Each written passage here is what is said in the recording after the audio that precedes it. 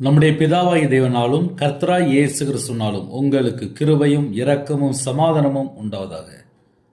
1 பேதுரு 5ஆம் அதிகாரம் 6, 7 ஆகிய வசனங்களிலே, ஏற்ற காலத்திலே தேவன் உங்களை உயர்த்தும்படிக்கு அவருடைய பலத்த கைக்குள் அடங்கியிருங்கள். அவர் உங்களை விசாரிக்கிறவரானபடியால் உங்கள் கவலைகளெல்லாம் அவர் மேல் வைத்து விடுங்கள். ஹல்லேலூயா. கிறிஸ்துவில் பிரியமானவர்களே, இன்னைக்கு வாக்குத்தத்தம், தேவன் உங்களை உயர்த்தும்படிக்கு அவருடைய பலத்த கைக்குள் அடங்கியிருங்கள். அதே நேரத்திலே அவர் உங்களை விசாரிக்கிறவரானபடியால் உங்கள் கவலைகள் எல்லாம் அவர் மேல் வைத்து விடுங்கள். தேவன் நம்மளை எப்போ உயர்த்தணும் அவருக்கு தெரியும். ஸ்கூல் படிக்கிற பிள்ளைகள் அப்பா அம்மாட்ட போய் சொல்லுவாங்க, ஸ்கூலில் ஃபீஸ் கட்டணும், டீச்சர் கேட்டாங்க அப்படின்னு சொல்லி வீட்டில் போய் அம்மா அப்பாட்ட சொல்லுவாங்க. அவ்வளோதான். அதுக்கப்புறம் அம்மா அப்பா போய் தான் ஸ்கூலில் போய் நிற்பாங்க. நமக்கு ஒரு தேவை அப்படின்னா அது எல்லாமே பரலோகத்திலே தேவனோட சமூகத்தில் சொல்லிடணும். அவர் உங்களை விசாரிக்கிறவரானபடியால் உங்கள் கவலைகள் எல்லாம் அவர் மேல் வைத்து விடுங்கள். என்னை யாரு விசாரிப்பா? நம்ம நல்லா யோசித்து பார்ப்போமே. அம்மா அப்பா விசாரிப்பாங்க. ஒருவேளை வீட்டில் மனைவி இல்லை கணவர், இந்த 4 பேர் ஓகே. ஏன்னா என் முகம் வாடி இருக்கு அப்படின்னா மனைவி கேட்பா. மனைவி முகம் ஒருவேளை வாடி இருக்கு அப்படின்னா கணவர் கேட்பாங்க. இல்லை பிள்ளைகள் ஒருவேளை வாடி இருக்கு அப்படின்னா அம்மா அப்பா கேட்பாங்க. இந்த 4 பேர். சில வீட்டில் எல்லாமே பிரச்சனையாக இருக்கும். யார்கிட்ட போய் நிற்பாங்க? நம்மளை உருவாக்கின தேவன் நம்மளை விசாரிக்கிற தேவனாக இருக்கிறார். உருவாக்கின தேவன் மட்டும் கிடையாது, விசாரிக்கிற தேவன். நமக்கு தூங்கி எதிர்ச்சோடனே என்ன வேணும் தேவன் பார்த்துட்டு இருப்பார். நம்ம ஒரே ஒரு காரியம் மட்டும்தான் செய்யணும். முதலாவது தேவனுடைய ராஜ்யத்தையும் அவருடைய நீதியும் தேடுங்கள், அப்பொழுது இவைகள் எல்லாம் உங்களுக்கு கூட கொடுக்கப்படும். நமக்கு ஏகப்பட்ட வாக்குத்தத்தை எழுதி கொடுத்தாரு. ஏற்ற காலத்திலே தேவன் உங்களை உயர்த்தும்படிக்கு அவருடைய பலத்த கைக்குள்ளே அடங்கியிருங்கள். நமக்கு ஒரு காலம் வச்சிருப்பாரு.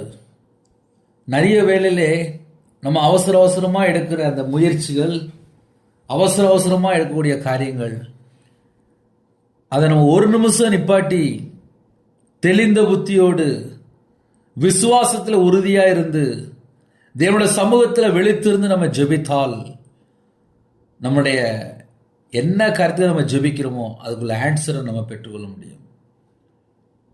அந்த ஏற்ற காலம் அப்படின்னா, இன்னைக்கு என்னை தேவன் வெளியில கூட்டு போறாரு அப்படின்னா கரெக்டாக கூட்டு போவார். ஏன் அப்படின்னா அவருக்கு தெரியும் என் பையன் எப்படி இருக்கான், என் மகன் எப்படி இருக்கா. முதல்ல நமக்கு பாதுகாப்பு முக்கியம். கர்த்தர் தான் கூட வரணும். ஒருவேளை இருதயம் கவலையா இருக்கா, வேதனையா இருக்கா, உங்க இருதயத்தில் என்னென்ன கவலை இருக்கோ வேதனை இருக்கோ அது எல்லாமே தேவனுடைய சமூகத்தில் சொல்லிடணுமா. அவர் உங்களை விசாரிக்கிறவரானபடியால் உங்கள் கவலைகள் எல்லாம் அவர் மேல் வைத்து விடுங்கள். நம்மளை விசாரிக்கிற ஒரு தேவன் இருக்கிறாரு. நம்மள்ட்ட என்னெல்லாம் கவலை இருக்கோ அந்த எல்லா பாரத்தை எல்லாம் நம்ம அங்கே சொல்லிடணும். ஒருவேளை ஃபோன் அடித்து, பாஸ்டர் என் வீட்டில் இந்த பிரச்சனை இருக்கு அப்படின்னு என்கிட்ட சொல்லலாம். ஆனால் இது மனுஷன் தேவன்கிட்ட சொல்றார். ஒருவேளை பெற்றோர்கிட்ட சொல்லலாம், அம்மா எனக்கு வீட்டில் பிரச்சனை இருக்குமா, கணவர் இப்படி இருக்காரு, அது ஒரு பக்கம். இல்லை வேலைக்கு ஒரு இடத்துல ஒரு பிரச்சனை இருக்கிறோட ஃப்ரெண்டுகிட்ட அடிச்சு சொல்லுவாங்க. இது எல்லாமே தற்காலிகம்தான். நமக்கு ஒரு நிரந்தரமான ஒரு விடுதலை யார் தருவா? அந்த பிரச்சனைக்கு கரெக்டான ஒரு முற்றுப்புள்ளி யார் செய்ய முடியும்? தேவன் தான். அப்போ தெளிந்த புத்தியாக இருக்கணும், விழித்து இருக்கணும், விசுவாசத்தில் உறுதியாக இருந்து தேவனுடைய சமூகத்தில் ஜெபிக்கிற பிள்ளைகளாக இருக்கணும். தேவனுடைய சமூகத்தில் ஒரு மனுஷன் போகும்போது, உலக கவலையோடு இருக்கும்போது தேவன் பார்ப்பார். என் சமூகத்துக்கு நீ வார, ஆனால் அவன் இருதயத்தில் என்ன இருக்கு அப்படின்னு சொல்லி பார்ப்பார். நிறைய வேலையில நிறையவருடைய வாழ்க்கையிலே எது பிரச்சனையாக இருக்கும் அப்படின்னா ஃபேமிலி ஃபேமிலி ஃபேமிலி ஃபேமிலி ஃபேமிலின்னு சொல்லிட்டு ஓடிக்கிட்டே இருப்பாங்க. கேட்டால் முடியலன்றுவாங்க. அந்த அளவுக்கு வீட்டில் பிரச்சனை சொல்லிகிட்டே இருப்பாங்க. நான் நிறைய வீட்டுள்ள காரியத்தை சொல்கிறேன். இன்னைக்குள்ள வாக்குத்தத்தம் என்ன தெரியுமா? ஏற்ற காலத்தில் தேவன் உங்களை உயர்த்தும்படிக்கு ஒரு மனுஷன் கிடையாது.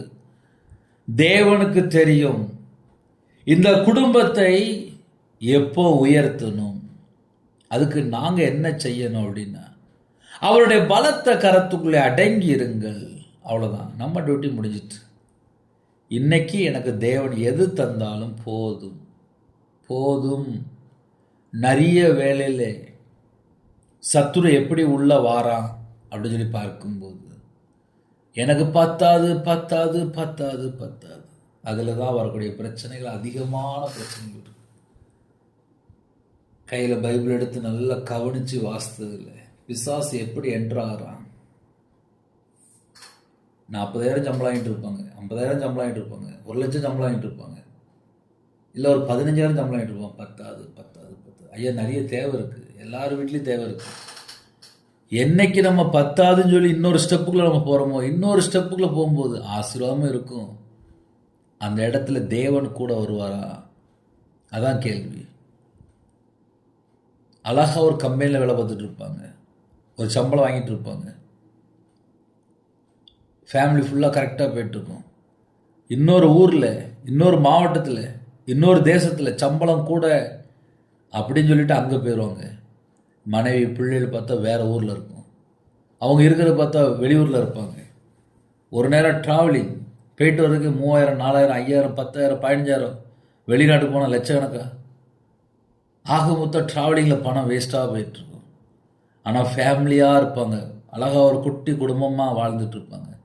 கொஞ்சோண்டு வருமானத்தில் அழகாக ஃபேமிலியாக வெளியில் போயிட்டு வந்துட்டு இருப்பாங்க. என்னைக்கு இது பத்தாது அப்படின்னு சொல்லி வெளியில் புறப்பட்டு போகிறாங்களோ அன்னைக்கு பார்த்தா ஃபேமிலி தூரமாக இருக்கும். இவங்க வேறு இடத்துல இருப்பாங்க, வேறு நாட்டில் இருப்பாங்க, வேறு இடத்துல இருப்பாங்க. அப்போ செய்தி என்ன அப்படின்னா, ஏற்ற காலத்தில் தேவன் உங்களை உயர்த்தும்படிக்கு அவருடைய பலத்த கரத்துக்குள்ளே அடங்கி இருங்க. நிறைய வேலையில் பிரச்சனை எங்கே வருது அப்படின்னா அடங்கி இருக்க மாட்டாங்க, அதனால் வரக்கூடிய பிரச்சனைகள். இன்னைக்கு தேவன் நமக்கு ஆலோசனையாக தரக்கூடிய வார்த்தைகள் என்ன அப்படின்னா, அவருடைய பலத்த கரத்துக்குள்ளே அடங்கி இருக்கணுமா, அவ்வளோதான். ஒருவேளை என்னை யாருமே விசாரிக்கிறதுக்கு ஆளே இல்லை அப்படின்னா அப்படி யோசிக்கிறீங்களா? உங்கள் கவலைகள் எல்லாம் அவர்கிட்ட சொல்லுங்க. இது போதும். நம்முடைய ஆவிக்குரிய வாழ்க்கையிலே தேவன் மட்டும்தான். மனுஷன்லாம் காணாம போயிடுவான். இன்னைக்கு இருக்கிறவன் நாளைக்கு இருப்பான்னு சொல்லி கேட்டால் தெரியாது. ஐயா பிரச்சனை இருக்கு, 2 நாளில் பிரச்சனை காணாமல் போயிடும். ஆனால் கவலையை எங்கே கொண்டு சொல்லணுமா? மனுஷன்ட்ட போய் சொல்லக்கூடாது, தேவன்கிட்ட சொல்லியிருக்கணும். உங்கள் கவலைகள் எல்லாம் அவர் மேல் வைத்து விடுங்கள், அப்படிதான் போட்டிருக்கு. அதனால் அந்த செய்தி யாரெல்லாம் கேட்குறீங்களோ, உங்கள் இருதயத்துக்குள்ளே நீங்கள் என்ன பாரத்தோடு இருக்கிறீங்களோ அவர்கிட்ட சொல்லிடுங்க. அவர் உங்களை ஆசீர்வதிப்பார், உயர்த்துவார். அப்படிதான் அழகாக எழுதப்பட்டிருக்கு. ஏற்ற காலத்திலே தேவன் உங்களை உயர்த்தும்படிக்கு அவருடைய பலத்த கரத்துக்குள்ளே அடங்கிருங்க. அவருடைய பலத்த கரம் எழுதப்பட்டு அவருடைய கரத்துக்குள்ளே இருக்கும்போது யாரும் நம்மளை பறித்து கொண்டு போக முடியாது. ஹல்லேலூயா. கண்களை மூடி நாம் ஜெபம் செய்வோம். கிருபை மகிமை அந்த பரிசுத்தமுள்ள நல்ல பிதாவையும் நன்றியோடு துதிக்கிறோம்ப்பா. இந்த நாளிலும் யாரெல்லாம் இணைந்திருக்காங்களோ எல்லா குடும்பத்தையுமே கர்த்தருடைய ஜீவனுக்குள்ள அர்ப்பணிக்கிறோம்ப்பா. என்னோட ஆவி ஆத்துமா சரீரம் சிந்தனை எல்லாவற்றையும் கர்த்தர் வேலையடைங்கப்பா. பிதா குமாரன் பரிசுத்த நாமத்தில் முத்திரை போடுங்கப்பா. இந்த நாளிலும் உமக்கு பிரியமானபடி வாழ எங்களோட ஆவி ஆத்துமா சரீரம் சிந்தனை எல்லாவற்றையும் அர்ப்பணிக்கிறோம். கர்த்தர் எங்க கூட இருங்கப்பா. எல்லா விதமான வாசல் திறந்து விடுங்க. உமக்கு பிரியமானபடி நாங்கள் வாழணும்ப்பா. எங்களோட வாழ்க்கையில் எங்கெல்லாம் குறைகள் இருக்கும் அந்த குறைகளெல்லாம் மன்னிச்சிருங்கப்பா. மன்னித்து எங்களை பரிபூர்ணமாக ஆசீர்வதிங்கப்பா. உமக்கு பிரியமானபடி நாங்கள் வாழணும்ப்பா. எங்களை ஆசீர்வதிங்கப்பா, ஆசீர்வதிங்கப்பா, ஆசீர்வதிங்கப்பா. சிறு பிள்ளைகள் முதற்கொண்டு முதியோர் வரை எல்லா குடும்பத்தையும் கர்த்தர் வேலி அடைத்து ஆசீர்வதிங்க. கர்த்தருடைய கரத்தில் எங்களை அர்ப்பணிக்கிறோம்ப்பா. கர்த்தர் கூட உங்கள் நாமை விடட்டும். இயேசு கிறிஸ்துவின் பிதாவே ஆமென். தேவனுக்கு அமையுள்ளதாக. கிறிஸ்துவ பிரியமானவர்களே, 9442504351 என்ற நம்பர் உண்டாங்க. நாங்கள் உங்களுக்காக குடும்பத்துக்காக ஜெபிப்போம். எனக்காக ஜெபித்துக் கொள்ளுங்கள். கர்த்தர் உங்களையும் உங்களுடைய குடும்பத்தையும் சகல காரியத்தையும் சம்பூர்ணமாக திருப்தியாக கர்த்தர் கொடுங்க ஆசீர்வதிப்பாராக. ஆமென். God bless you.